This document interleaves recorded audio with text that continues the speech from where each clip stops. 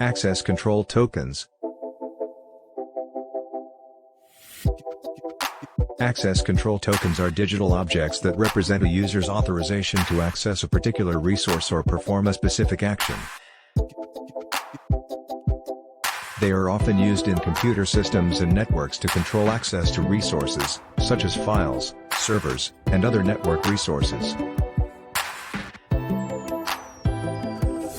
Access control tokens typically contain information about the user's identity and their permissions, as well as other information such as the duration of the authorization and the specific resources or actions that the user is allowed to access.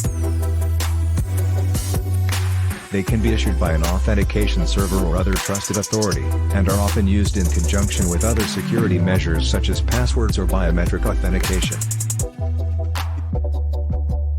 There are several different types of access control tokens, including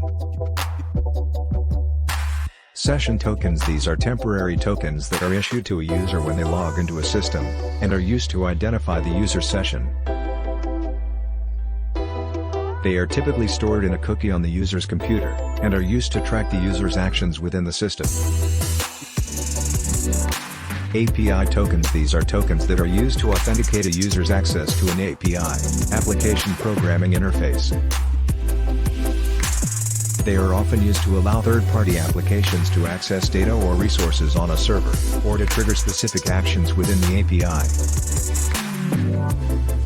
OAuth tokens. OAuth is an open standard for authorization that allows users to grant third-party access to their resources without sharing their passwords.